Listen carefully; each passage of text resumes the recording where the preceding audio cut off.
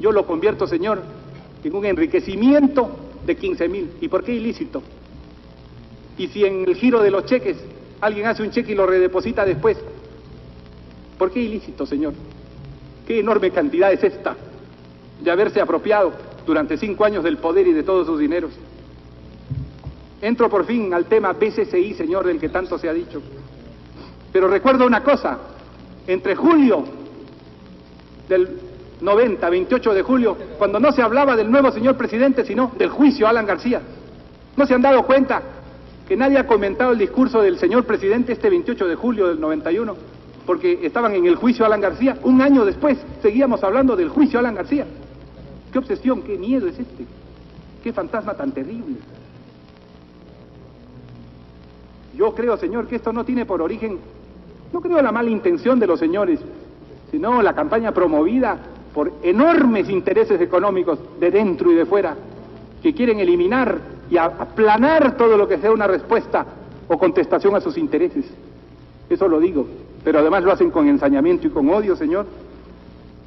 Cuando la campaña sobre la casa de Naplo estaba desinflándose terriblemente, el 28 de abril íbamos a ir a una votación en la Cámara de Diputados.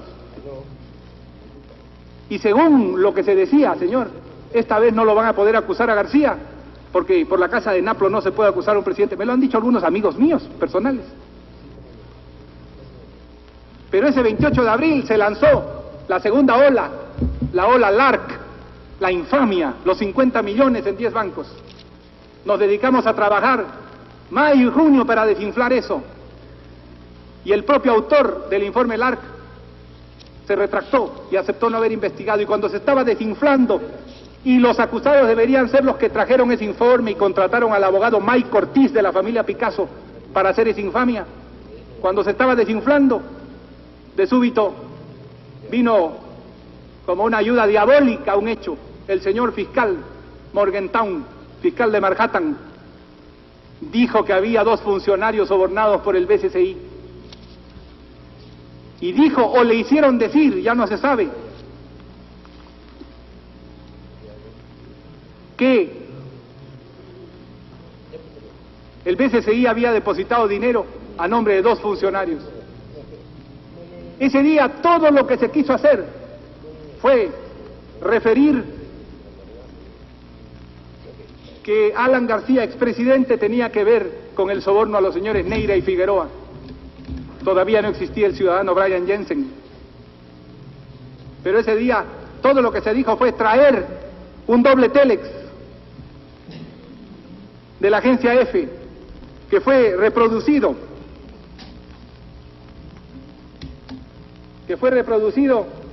por el diario Ojo, que dice: telex de EFE causa confusión, porque de un lado decía, el mismo día Morgenthau ha dicho que Alan García conoce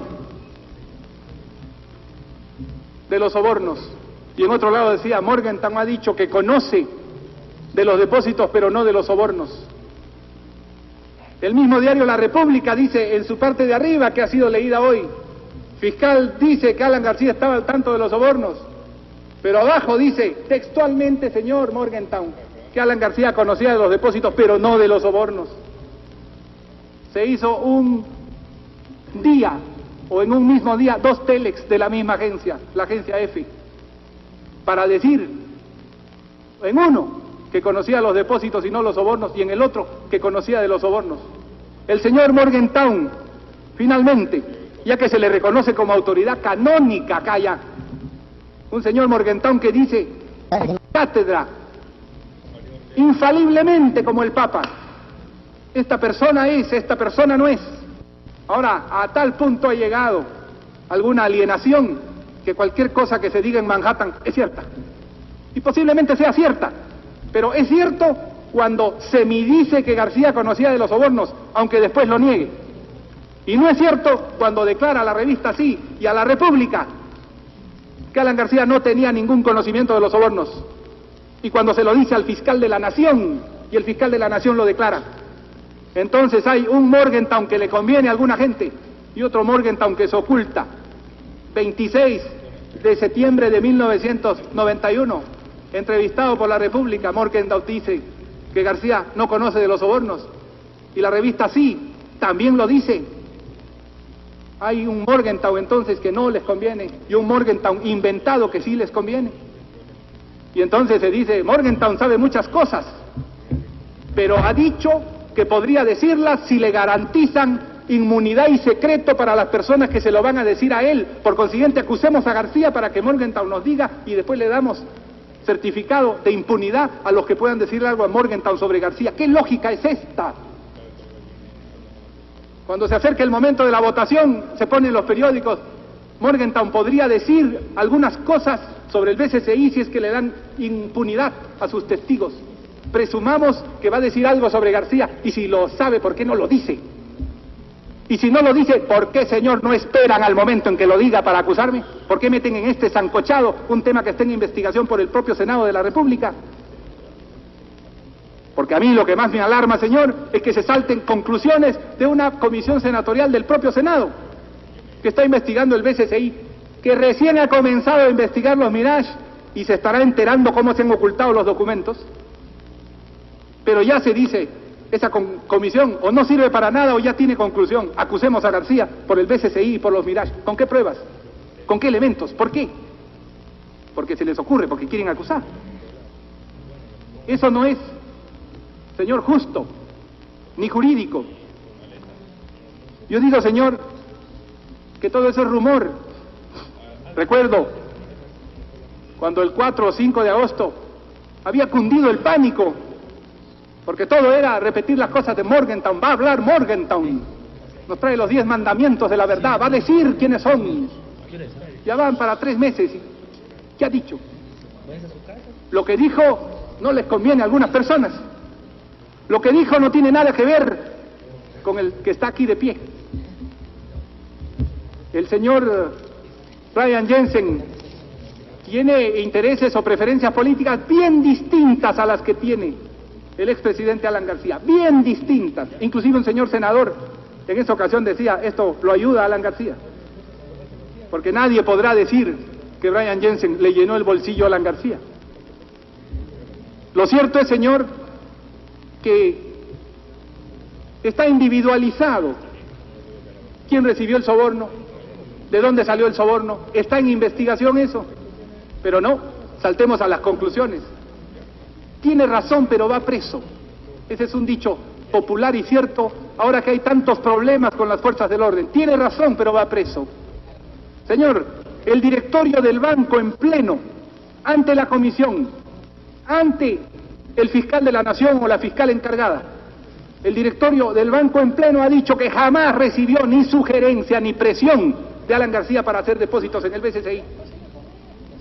Y ellos son, por constitución y por ley, quienes tienen que depositar las cosas, y lo hicieron siguiendo un lineamiento técnico de la administración del banco, que no se pone políticamente. Tiene razón, pero va preso. Y entonces se buscó en los primeros días de agosto. García está involucrado en el soborno de los 2 personajes. No se conocía al tercero todavía. Oiga, señor, ¿y por qué todos los presidentes no están involucrados en todos los latrocinios o pillerías que se cometen en sus gobiernos? O estamos todos o no estamos, pues, señor. ¿Por qué se sospecha solo de uno? Ahora resulta, y me sorprendió escucharlo de un señor senador una vez, que todos fueron honrados, escrupulosamente. El único que merece sanción y castigo es García. ¿Por qué? Porque me atreví a decir que los ricos son muy ricos y que los bancos no pueden ser un instrumento de opresión nacional. Ahora que estamos viendo, señor, que un gran industrial que era gerente general de un banco le debe a ese banco hasta 27 millones de dólares, ¿tenía o no tenía razón, señor? Cuando dije que quienes manejan los bancos llevan recursos para sus propias empresas. ¿Tenía o no tenía razón, señor? Y aunque no lo hubiera tenido, eso puede generar esta cargazón de odio y resentimiento, como para decir, cualquier cosa que haya ocurrido bajo Alan García es culpable, hay que mezclarlo como sea. Yo no voy a referirme a casos anteriores, porque no es que me la dé de generoso, no, quiero ser, y quiero ser justo. Pero, ¿por qué a otros presidentes no les han aplicado lo mismo? Porque no era justo. porque no lo permitimos, porque no se puede mancillar la honra de personas, porque el elegido por el pueblo siquiera esa dignidad tiene. Pero no, señor, aquí apenas el fiscal Morgenthau dijo, hay 2 sobornados, García tiene que estar de por medio. ¿Y cómo? Señor, hemos encontrado un memorándum. Rasguémonos las vestiduras, Caifases. Hemos encontrado un memorándum donde dice, una secretaria sin apellido, sin firma, que ha llamado un señor rizopatrón del Perú, prometiendo conseguir una audiencia para los funcionarios del BCCI si van al Perú. Acá está la prueba concreta.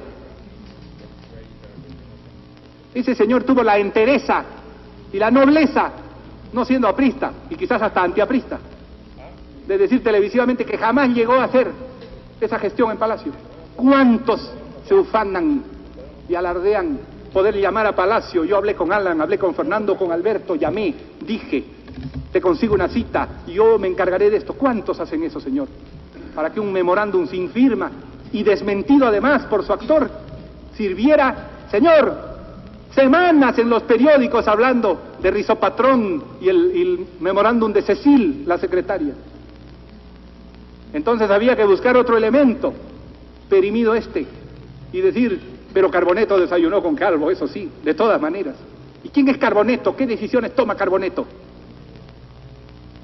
Era un asesor conocido, sí, y un banquero de esos que pasan, como pasó este señor Calvo. Más bien, incumpliría su función y sería negligente si no busca a alguien para saber en ese momento quién va a ser presidente del Banco de Reserva, que esa es la pregunta que le hizo según el memorándum de Calvo. Pero Calvo también ha dicho por televisión y ante todo el Perú que jamás me vio, ni pidió audiencia conmigo, ni estuvo conmigo. De manera que se cayó la otra acusación, la suposición.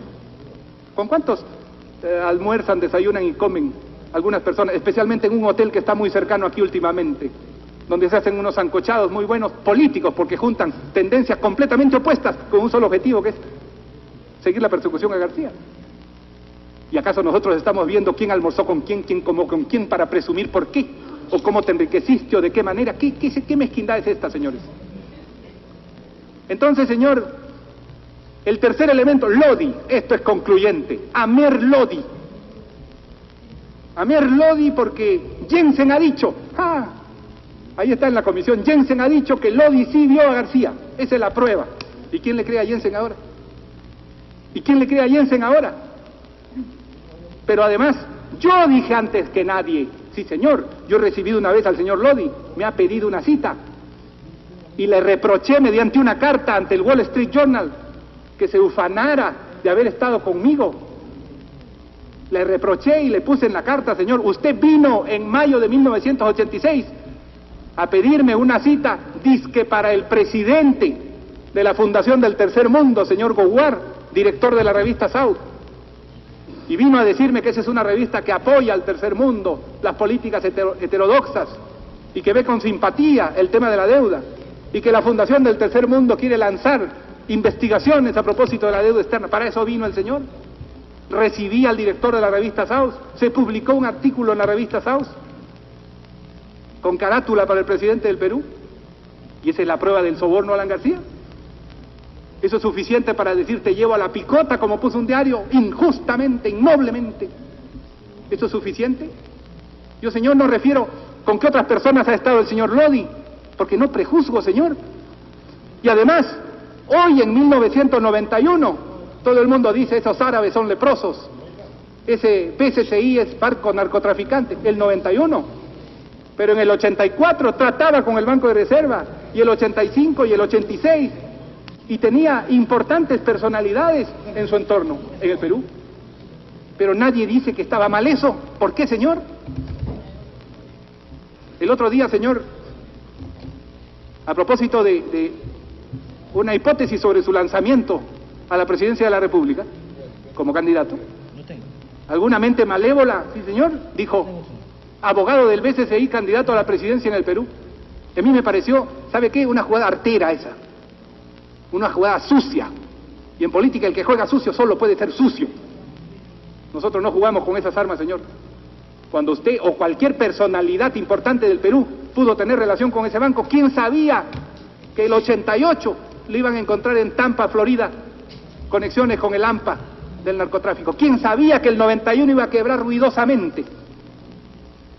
Ahora es muy fácil hacer profecía de ayer. Ahora es muy fácil hacer augurio del pasado. El famoso sustento de mi vinculación con el BCCI, señor, no tiene ningún asidero. Y cuando dicen conocía, sí, señor, un país que dice que no va a pagar la deuda, es un país que en posibilidad por lo menos necesita defender mejor sus reservas, señor. Y tiene que saber el presidente en la nota semanal o en el informe diario que se pasa todos los días a los altos funcionarios.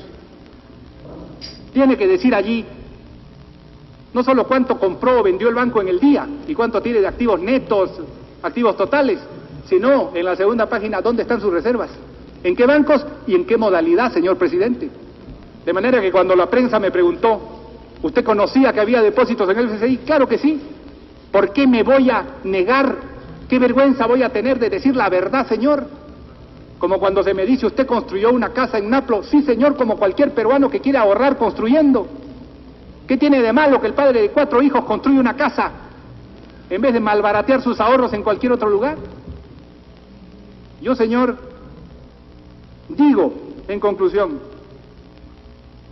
que hay mucho apasionamiento, señor, mucho encono, ojalá no odio, y también mucho temor. Y yo digo, señor, cualquier cosa puede pasarme a mí, y les hablo a los senadores y a las personas de buena fe. Estoy aquí y aquí estaré, sin ningún temor, señor, a responder cualquier tema. Tengo ambición y gloria por la política. Si de algo pueden acusar de querer enriquecerme, es de la riqueza de la gloria y de la historia. Si de algo pueden acusarme es de la vehemencia por haber entendido doctrinal o épicamente la historia del Perú. Si de algo pueden acusarme es de tener un desusado matiz populista, como dicen ahora, o de querer hacer de la escena una escena de contienda fructífera y creadora. De eso pueden acusarme. De creerme a veces en fastos como la Revolución Francesa o entender el pueblo en una acción histórica y a veces equivocarme porque el pueblo no se defiende. Si de algo pueden acusarme es de equivocarme en esas cosas, señor.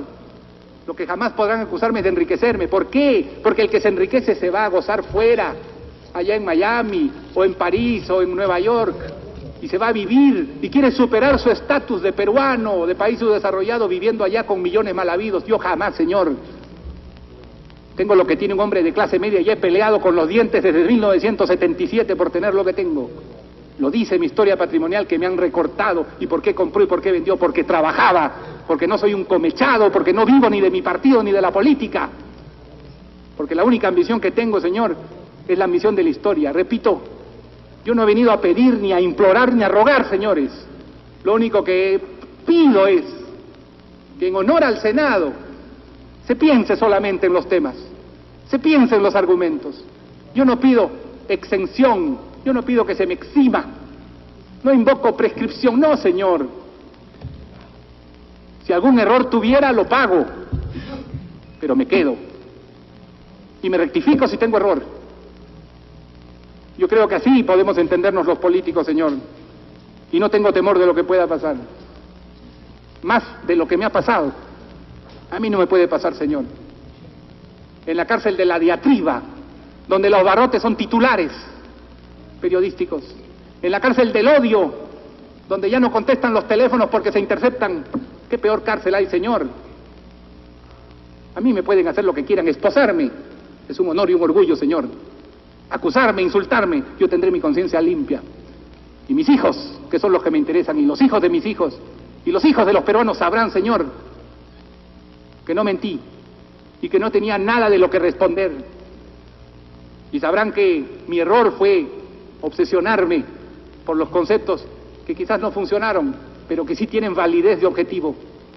Soy y seguiré siendo aprista, señor presidente. Cualquier cosa puede ocurrir conmigo. Con mi cuerpo pueden hacer lo que quieran los jueces, los esbirros, los policías. Mi espíritu, mi libertad, mi conciencia, mi voluntad, ahí se quedará. Y se puede acallar un momento al partido aprista que habla por mi boca, pero después seguirá hablando, señor. Porque yo creo en la causa de las mayorías y de los más pobres. ¿Por qué? Si el liberalismo es cierto y verdadero, lo es mucho más en el norte industrializado. Aquí todavía tiene un enorme espacio el clamor de los pobres. Aquí todavía no es una cátedra sin enmienda el liberalismo. Aquí todavía quedan las mayorías nacionales. Posiblemente he dicho muchas cosas al calor de mi pasión durante 5 años. Posiblemente sublevé muchos enconos. Lo lamento, pero no lo hacía por motivaciones personales. Ningún señor de gobierno anterior pudo decir que fue perseguido, que fue incriminado injustamente. Nunca lo haría, ni lo haré, ni podría hacerlo, ni lo hará mi partido, señor. Permítame, señor, recordar a un personaje enorme y epónimo, cuando Nicolás de Piérola fue traído también ante el Senado, con su grandeza, que envidio, señor, con esa riqueza formidable que es estar en los libros y en el tiempo, que esa es la riqueza que yo quisiera tener, señor, fiel a mis conceptos de doctrina y fiel a mis compañeros y al pueblo. Entonces don Nicolás dice, según Basadre dice que hay una respuesta a sus acusadores, los de don Nicolás, que parece dirigida a los de ahora y a los del futuro que acusen, en la carta publicada el 24 de septiembre de 1873. Dice Nicolás de Piérola: por fortuna pelean mal la batalla contra mí mis enemigos, han elegido mal las armas y el terreno. No es vicio mío el oro y la codicia, y a trueque de pisarlo no he cargado jamás con él, ni lo ambiciono, pesado fardo es el dinero. La experiencia me ha enseñado que nadie puede menos que los ricos, que nadie hay más débil y pobre que ellos. Como amigo y como aliado prefiero siempre al artesano y al labriego, al modesto ciudadano que vive para más altas cosas que el dinero, al soldado que no tiene sino su corazón y su sangre por sobre el rico que los ha cambiado por el metal de sus arcas. Mi mano acaba de sublevar en contra mía poderosos intereses, odios que estallarán sin que nadie pueda moderarlos. Me he acostumbrado ya a ver pasar delante de mí, en irritada actitud, figuras muy temibles para otros. Van azuzadas por el odio, pero arrastradas por la codicia y cargadas con su odio, su peso las agobia. Bastante tienen que hacer ya para guardar lo adquirido y para satisfacer el deseo de aumentarlo. Alleguen, guarden tesoros, en buena hora, no iremos a disputárselos, pero el honor y la gloria no estarán jamás con ellos. Y como Piérola, señor, le digo, estuve y estaré dispuesto a responder por todos mis actos, pero a responder fundamentalmente por mi compromiso con las mayorías nacionales. Muchas gracias, señor. Me voy.